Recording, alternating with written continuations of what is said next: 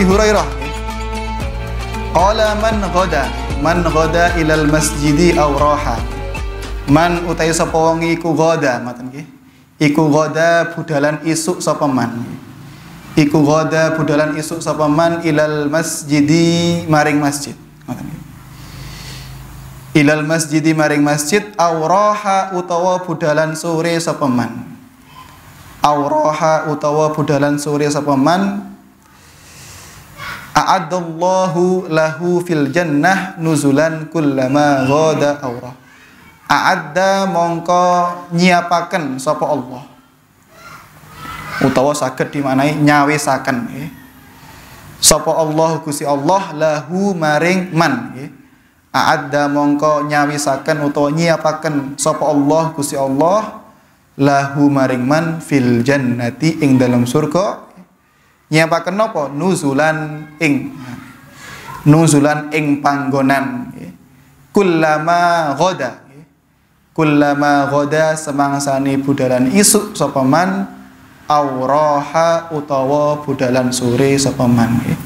Kullama ghada semangsane budalan isuk sapa man auraha utawa budalan sore sapa man. Artinya gimana? Artinya man ghada ilal masjid aurah. Barang siapa yang ghoda niku dia itu berangkat tapi napa jenenge meruput, paham nggih? Di waktu awal nggih pagi hari, paham nggih? Roha niku berangkat di akhir hari, sore ataupun malam nggih. Artinya barang siapa yang sering mondar-mandir nggih menuju masjid ataupun langgar ataupun tempat ibadah, paham nggih?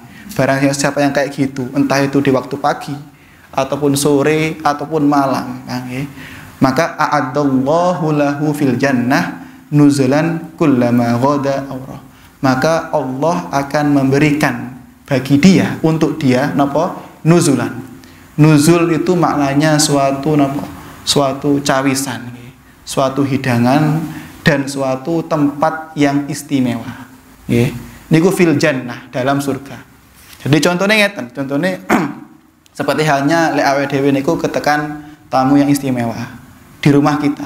Pasti kita akan menghidangkan makanan yang paling enak, dimasaknya kemudian diberi kamar yang paling istimewa untuk tamu yang terhormat. Padha karo seseorang yang sering mondar-mandir nang masjid untuk ibadah, paham nggih? Selama dia berangkat ke masjid kemudian datang ke masjid, Allah itu akan memberikan suatu hidangan dan tempat yang mulia dalam surga. Kullama ghada aurah. Setiap dia berangkat ke masjid dan setiap dia pulang ke dalam masjid. Paham nggih? Nah, niku fadilah nggih, fadilah. Makanya dinapa dikatakan nang kitabnya Fawaidul Hadis, Zahirul Hadis Hudusul Fadli liman ata al masjida mutlaqan. Jadi faedah hadis niki banyak nih, termasuk yang dikatakan di napa di kitab niki ada dua. Yang paling pokok ada dua. Yang pertama itu menunjukkan bahasanya keutamaan orang yang datang di masjid. Entah dia datang untuk ibadah ataupun datang hanya yo pokoknya teko turu nang gunung, pokoknya yo jagungan nang gunung, pokoknya datang di masjid. Kenapa? Saking mulianya masjid, orang itu mendapatkan fadilah itu. Tapi faedah yang kedua ini yang lebih khusus ataupun yang lebih dimaksud dalam hadis niki napa? Yaitu walakinnal maksud minhu ikhtisasuhu biman ya'tihi lil ibadah was salati ra'siha wallahu a'lam. Tapi faedah yang dimaksud dalam hadis niki itu apa? Itu bagi orang-orang yang datang ke masjid tapi lil ibadah, yang tujuannya untuk ibadah, bukan kok mek tekotok kemudian jagung, mboten.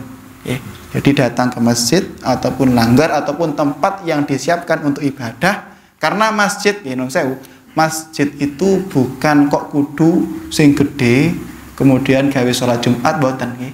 Namanya masjid itu tempat sujud. Artinya setiap bangunan kok niatnya bangun gawe sholat itu bisa dikatakan masjid.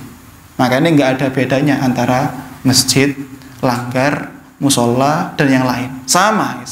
Jadi setiap bangunan, entah itu bentuknya ada kubahnya, atau bentuknya kotak, atau bentuknya koyok apapun, Pak. Pokok ketika bangun kok niati untuk ibadah, maka dikatakan masjid. Makanya jangan sampai salah pemahaman lek masjid kudu sing gede, kemudian lek ngeten iki langgar mboten nggih. Semua itu dikatakan masjid. Paham nggih? Makanya barang siapa yang datang ke masjid untuk ibadah, apalagi untuk sholat, maka Allah akan a'addalahu fil jannah nuzulan kullama ghada awra. Maka Allah akan memberikan dia suatu diafah, suatu hidangan dan tempat istimewa di dalam surga. Paham ya? Makanya dikatakan juga di kitab Riyadhus Shalihin, niki hadis sahih disebutkan apa? Juga sama hadis niki juga diriwayatkan oleh Abu Hurairah. Ya. Qala Rasulullah sallallahu alaihi wasallam, sholatur rajul jama'atan. Nah, niki bahas salat jamaah ya.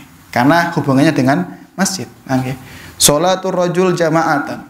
Ketika ada laki-laki salat jamaah. Tazidu ala solatihi fi suqihi wa baitihi bid'an wa ishrina darajah. Ketika ada laki-laki yang datang ke masjid kemudian sholat jamaah, itu derajatnya niku lebih unggul atau lebih banyak daripada dia sholat di rumah ataupun di pasar ataupun di tempat lain, itu 20 lebih derajat. Nih dikatakan bid'an wa ishrin. Lebihnya berapa? Wallahu a'lam. Ada yang mengatakan riwayat 25, ada yang mengatakan 27 derajat.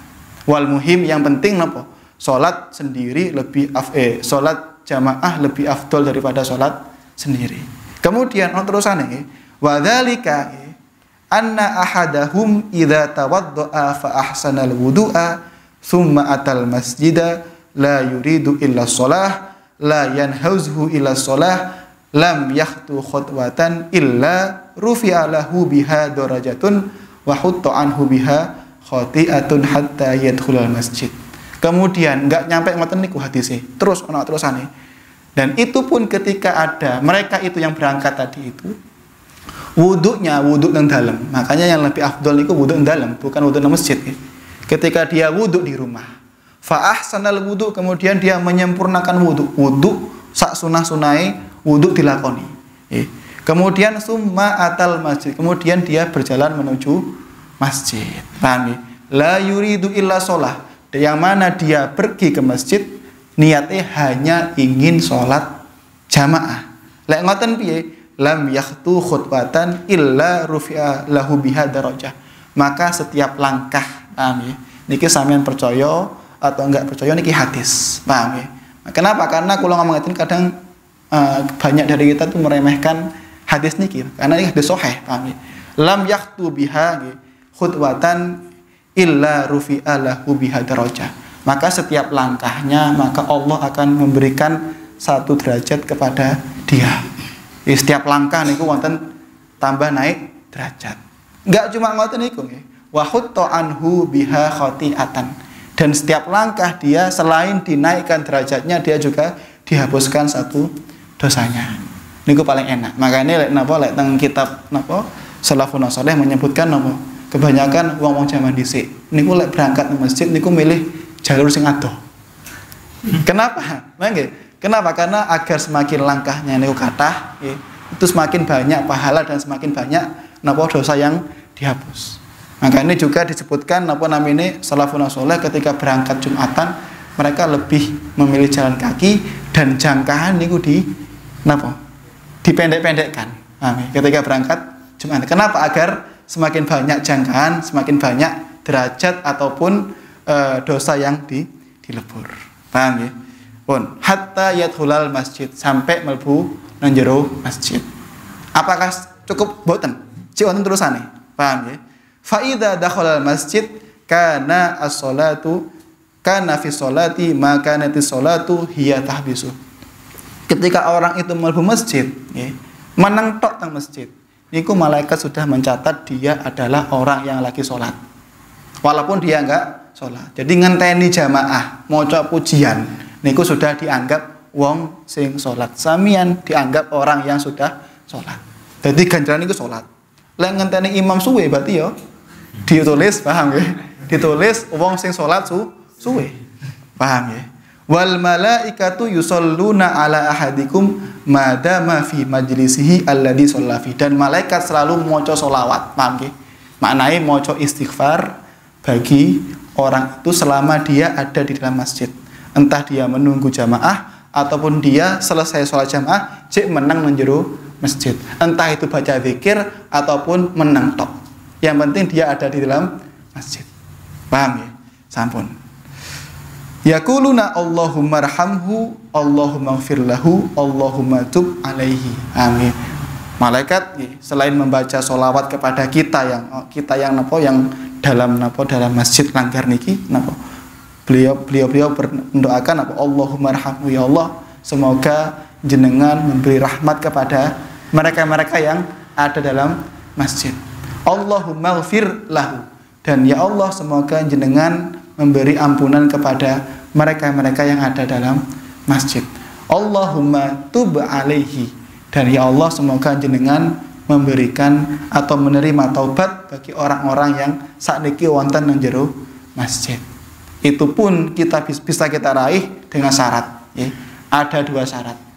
Malam yu'dhi fihi, malam yuhdis fihi. Selagi kita tidak pernah menyakiti orang dalam masjid itu, gak guyon, gak pernah menyinggung orang, gak pernah ganggu orang, maka kita mungkin bisa dapat fadilah ini. Malam yuhdis fi, dan selagi kita gak pernah ngobrol masalah duniawi. Paham ya? Karena kenapa? Karena hukumnya makruh ya. Ada yang mengatakan makruh, juga ada yang mengatakan haram. Kenapa? Membahas duniawi nang jero masjid ataupun langgar ataupun tempat ibadah. Paham ya? Makanya ketika orang itu kok yuhdis fi, kok ngobrol nang jero nang jero masjid hal duniawi, maka sudah apa yang dikatakan Rasulullah tadi hilang, gak entuk fadilah-fadilah itu. Paham ya? Makanya malam yu'dhi fihi, malam yuhdis fihi. Termasuk apa? Yu'dhi niku termasuk mengganggu orang niku. Misalkan kita berpakaian baju putih kemudian ono kaose, ono tulisane. Paham ya? Kenapa? Karena itu bisa mengganggu kekhusyukan orang di belakangnya yang lagi sholat. Ataupun bau yang tidak sedap. Ambune gak enak. Makanya sampai wonten tentang kitab fikih disebutkan apa? Ketika orang mari mangan brambang atau mari mangan bawang mentah, niku dia makruh ataupun sebaiknya jangan sampai budal Jumatan. Kenapa? Karena bau itu akan mengganggu jamaah di situ. Karena hukumnya mengganggu jamaah, mengganggu orang lain niku hukumnya nggak boleh. Al-idza'u menyakiti orang muslim niku boten angsal, hukumnya haram. Makanya sampai ada ulama, walaupun ini tidak dikuatkan kaulnya, ada yang mengatakan kalau ada orang yang baunya nggak sedap niku lebih baik ojo sampai budalan Jumatan, lebih baik menang nang griya. Ataupun makanya disunahkan ketika Jumat mandi, paham ya, agar lebih wangi. Makanya malam yu'dhi fihi, malam yuhdis fihi. Niku hadis yang ke-21. Man ghada ilal masjidi aw raha adallahu lahu fil jannah nuzulan kullama ghada awra. Makanya sajane kata ya, hadis-hadis yang menerangkan tentang fadilah masjid dan fadilah jamaah sangat banyak, termasuk kalam-kalam salafun saleh. Makanya ngeten ya, dikatakan makalah mereka niku ngeten, orang jamaah itu seperti hanya air yang mustakmal ya. Sama ngerti air mustakmal. Air mustakmal itu air yang bekas wudu ya. Kemudian atau bekasnya mandi, walaupun bentuknya bening tapi nggak iso gawe bersuci lagi, itu mustakmal, air yang sudah kena pakai untuk bersuci. Jadi fenomena jamaah, sholat jamaah itu sama dengan air mustakmal. Air mustakmal yang sudah tidak bisa dibuat bersuci itu ketika dikumpulkan sampai 2 kulah, sampai volumenya niku 2 kulah, niku hukumnya bisa menjadi suci, mensucikan kembali. Paham ya? Iso digawe bersuci lagi. Itu air mustakmal. Padha karo wong jamaah. Nun sewu. Ini kalami beliau nggih. Salafun saleh. Ketika ada ono wong jamaah nggih. Niku nun sewu mulai imam sampai makmum kayaknya sing khusyuk. Niku lebih baik daripada orang yang sholat sendiri. Kenapa? Sama dengan napa namanya banyu sing mustakmal. Bisa menjadi suci, mensucikan gara-gara dikumpulkan sampai volume yang sudah ditentukan. Podo karo sholat jamaah, paham ya? Jadi walaupun imamnya kene sing khusyuk, makmum podo wae, akhirnya tetap bisa diterima. Jadi napa namine mikdar atau kira-kira diterima niku lebih banyak sholat yang jamaah daripada sholat dewean. Makanya jangan sampai punya feeling lebih baik saya sholat sendiri bisa khusyuk daripada saya sholat jamaah tapi enggak iso khusyuk. Paham ya? Sampai juga dikatakan napa niki kaul yang paling masyhur nggih. Napa? Ketika sholat jamaah kemudian kok imami sakit khusyuk tapi makmumnya enggak ada, maka seluruh makmum dan seluruh jamaah sholatnya ditanggung oleh imam. Tapi lah imamnya gak khusyuk, paham ya? Tapi kok ada makmum, satu makmum yang khusyuk, maka semua jamaah dihitung podo khusyuk. Nah, tapi kalau imam wis gak khusyuk, makmum gak enek sing khusyuk, gimana hukumnya? Hukumnya kayak tadi, kayak air musamal. Maka semuanya bisa lebih banyak diterimanya daripada enggak diterima. Niku fadilahnya sholat jamaah. Paham ya? Makanya napa sampai dikatakan wonten hadis nggih, wonten napa namine hadis yang mengatakan artinya ngeten, nasih kula supih nggih. Shallu wara'a nggih. Sampeyan salat atau jamaah walaupun itu di belakangnya orang soleh ataupun di belakangnya orang toleh. Toleh itu artinya kebalikannya orang soleh. Kenapa? Selama yang dilakukan dia itu sah, salat atau enggak apa-apa. Paham nggih? Salat atau boten apa? Selama yang napa yang dilakukan oleh orang yang toleh niku, orang yang fasik niku sah niku mboten napa. Paham nggih? Makanya betapa pentingnya sholat jamaah. Pun. Tapi selama kita itu tidak bisa tidak mengganggu orang lain lebih afdal. Tapi kalau kita dalam keadaan mengganggu orang lain seperti bau ataupun yang lain niku lebih baik kita menghindar. Kenapa? Karena hukumnya al-idza al-muslimin niku hukumnya haram. Pun. Man ghada ilal masjidi aw raha a'adallahu lahu fil jannah nuzulan kullama ghada aw raha. Niki hadis muttafaqun alaih. Artinya niku enggak cuma Imam Bukhari ataupun Imam Muslim. Itu semua ulama hadis mengatakan atau pernah meriwayatkan hadis ini dan mengatakan hadis ini sanadnya sahih karena muttafaqun alaih.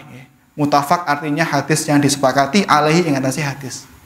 Hadis yang disepakati dengan kesahihan sanadnya. Paham ya? Puniku man qada ilal masjidi aw raha a'adallahu lahu fil jannah nuzulan kullama qada aw raha. Jadi barang siapa yang sering mondar-mandir qada entah itu di waktu pagi hari, aw raha ataupun sore hari ataupun malam hari, maka Allah akan menyiapkan atau memberikan diafah, memberikan nuzulan, memberikan hidangan dan tempat istimewa di dalam surga kullama ghada aurah. Kapanpun dia akan berangkat dan dimanapun masjid yang akan dituju. Sampun ya. Kemudian al-hadis al-tsani wal isrun, hadis yang ke-22 nggih. An Abi Hurairah sami radhiyallahu anhu qala Rasulullah sallallahu alaihi wasallam ya nisa'al muslimati la tahqiranna jaratun li jaratiha walau firsin nasyatun wallahu a'lam bisawab. Cekap ya.